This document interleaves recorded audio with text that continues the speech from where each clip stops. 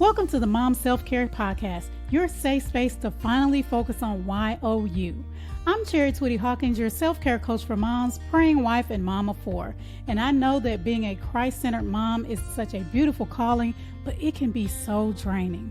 That's why it's important to make sure you are filling your own cup. On this podcast, we'll discuss practical, holistic self-care strategies to help nurture your mind, body, and spirit. Because a mama who fills her own cup pours that back into her family with true peace and joy. Tune in for honest conversations about motherhood and self-care because you matter too. Blessings, mamas, and welcome back to the Mom Self-Care Podcast. I'm Twitty-Hawkins, your host and self-care coach for moms. And today I want you to ask yourself, can you relate to any of these things? Where you're like, every time I think about doing self-care, I feel guilty. Or even when I do sit down and take time to myself, it's like my brain keeps racing and I'm always thinking about what I should be doing. Or if you buy something for yourself or even think about buying something for yourself, it feels wrong. Can you relate to that?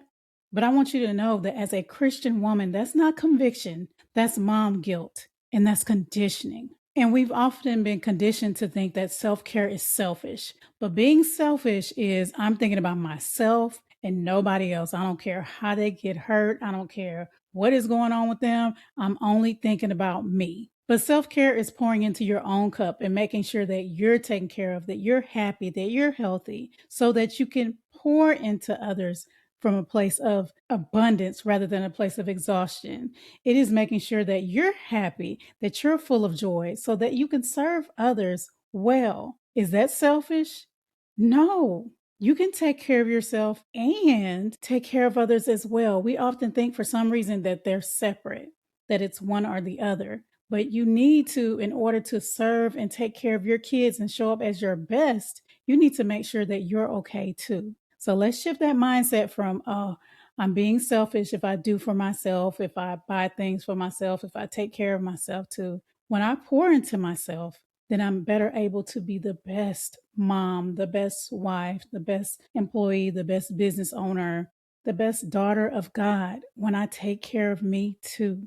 And a lot of us grew up traditionally seeing our moms, our grandmas, our aunts doing it all or trying their best to do it all. But what we didn't know is they were silently suffering. They wore it as a badge of honor. You know, I'm taking care of my kids. I'm going to do what I got to do, when we should take care of our kids, when we should do what we have to do. But when we know better, we should what? Do better. So we don't want to be silently suffering and serving into sickness because that's what we think being a good mom looks like. But when we grew up seeing them do that and admiring that, then we say, hey, when I grow up, I'm going to be an amazing mom. I'm going to do whatever. I don't care. After I have my children, what I need and what I want is going on the back burner as long as they are taken care of. And we learned that a good mom sacrifices herself. I encourage you to shift that mindset to a good mom takes care of herself. A good mom pours into her own cup while taking care of her children. And it helps her to become a better woman as well as a better mother. When we know better, we do better. So let's start thinking, speaking, and believing something different so that we can do something different, so that we can create a different legacy for our children.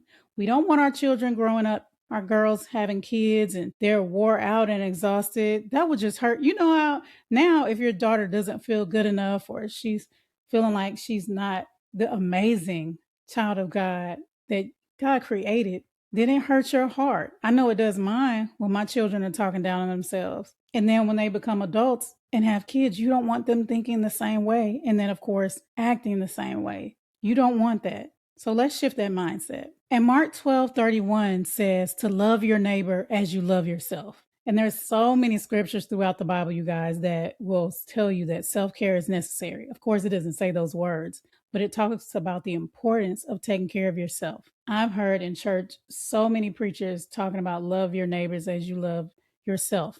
And they talk about how to love your neighbors. But of course, me being a self-care coach, I'm thinking from the basis, that means you need to love yourself first, right? And I encourage you to think about, of course, your neighbors, the people that are outside of your home, but even your neighbors, your children, your husband, your parents, if they live with you, whomever.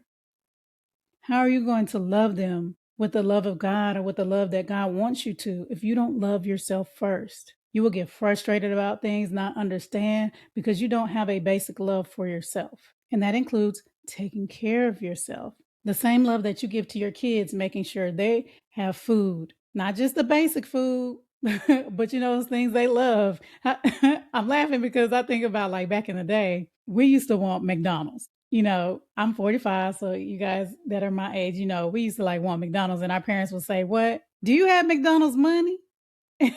But now the way we have raised our kids, which is awesome because we want them to have, what we didn't have and things like that.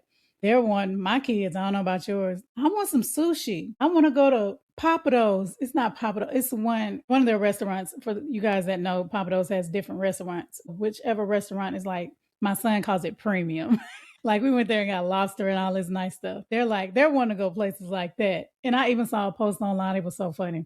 And the video was like, we messed up because and it was a joke, but it was like, we have trained our kids basically to travel and eat all this expensive food. Look what we done to ourselves.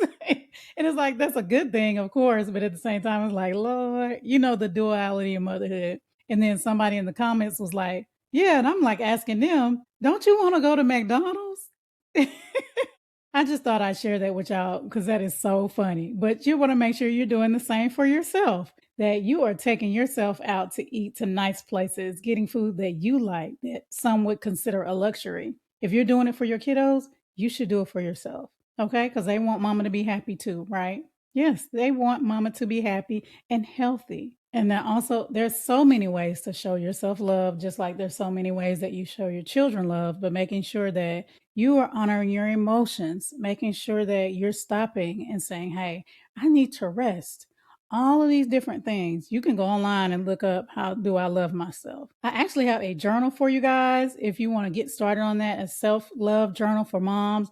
And I'll put that information down in the description, but it will help you start to ask yourself questions that you had never thought to ask yourself. And it might help you with your parenting as well, because you might start to ask your kids that as well. But things you're like, oh, I hadn't thought of this in years. I hadn't asked myself this either ever in life, or after I had my kiddos, I stopped asking myself those questions because I was concerned about them. And just a few ways that you can practice self-care. I know a lot of us are busy mamas. So you're like, oh, I don't need this long drawn out thing, even though sometimes long drawn out is good. But something you can do just emotionally is check in with yourself and ask yourself, how am I doing today? I encourage you, get yourself a pen and write it down. Ask yourself, how am I doing today? And be honest, be vulnerable. So check in with yourself. You check in with your kiddos, I hope so. Then ask them how they're doing, how their day went. Ask yourself, how am I feeling? Good emotions, maybe negative emotions. How am I feeling? And then hopefully that will encourage you, like I do in the self-love journal, to ask yourself, what am I going to do to either keep this going, if it's good things, or if it's negative and some things have been weighing you down, what am I going to do to overcome this? Spiritually, make sure you're spending at least a few minutes with God. Now, I know, of course, a lot of us can spend more time. I pray in the morning, maybe about 30 minutes. And then I talk to God throughout the day, because you don't have to be in a certain space to talk to God. But if you're in that space where you're like, hey, I got a newborn, or like I was, newborns, then say to yourself, I'm going to spend a few minutes a day, even if it's while I'm changing diapers, breastfeeding, whatever, to talk to God. And then mentally, what is a boundary I need to set in my life? And you can choose one out of these three. Like I know we have a lot going on, so you don't want to say, hey, I need to do emotional, spiritual, and mentally. If you can, awesome. If you cannot, and you're already overwhelmed, choose one. But back to mentally, what boundaries, or what is one boundary I need to set in my life in this season? What do I need to start saying no to? And start working on that. It will really bless your life. If you say yes to something that stresses you out all the time, but you're trying, like I talked about earlier, you're conditioned to say yes to do that thing, and you know it wears you out, and even the thought of doing it brings you anxiety and worry and stress. When you start to learn how to say no, and you could woosah, get that off your chest. You don't have to deal with not only the physical action of doing it, but the mental and emotional capacity that it takes up in your brain. Man, once you release that, it will help you so much. Somebody needs to hear that. What is a boundary that you need to set in your life? something you need to stop doing or stop letting others do to you. So choose one thing. And again, I do encourage you to write out all three just so you have it written down, because we know, mom brain, you may forget. And I laugh. Why? Because I can relate.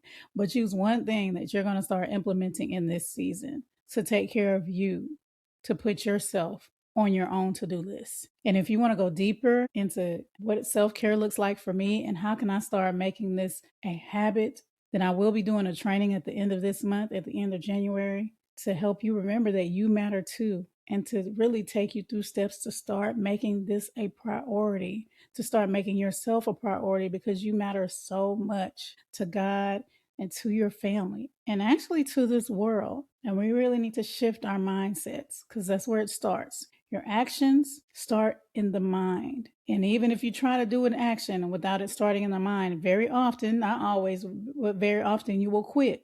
That's what happens at the beginning of January. People are like, oh, it's New Year, it's January, I'm going to start working out, I'm going to do whatever. But they mentally don't believe it. I was listening to a coaching training and she said, I was like, ooh, that is so good. And she said that we often think about an idea or a goal or a desire. We think of it instead of thinking from it. So in other words, I'm going to exercise or I'm going to eat healthy versus thinking about you're already healthy. You already exercise on a regular. So you are already that woman that you say you want to become. How do you think about what you're going to do on the day-to-day? If it makes sense, think about, I'm already healthy. I've already lost this weight, or I'm already a loving mother. How would I act on a day-to-day versus saying, well, I wish I was in shape. I wish I was a good mom. I wish I wrote that book. But how do you think and what do you do as the woman who already is or who already does that thing? And when she said, baby, when I heard that, I said, ooh, I didn't have my pen, so I typed it in my notes section on my computer. I was like, ooh, I have got to make note of that because that is good. So it's from that, when I say we need to stop wishing and saying that I will, it's basically the same concept, just taking it a little bit further. So think about that. Whatever that goal is that you said from those three things you're going to write down and start doing, instead of just thinking of that desire or that goal, think about yourself as that person, that woman, that amazing woman who already does it. How do you think? How do you show up? What do you say? What do you do? So anyway, okay.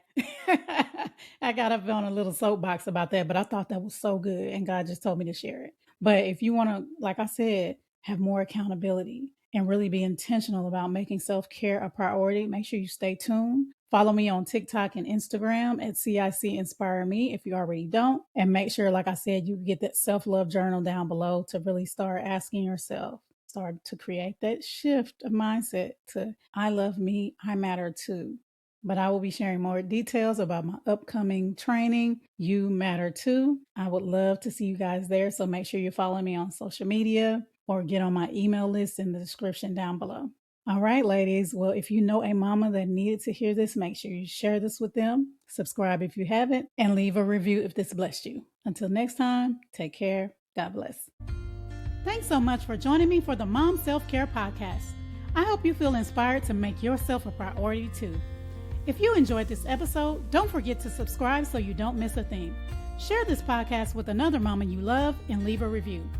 Also, feel free to let me know what you would like to hear about in future episodes by visiting me on Instagram at CIC Inspire Me. Until next time, take some time to take care of YOU because you matter too.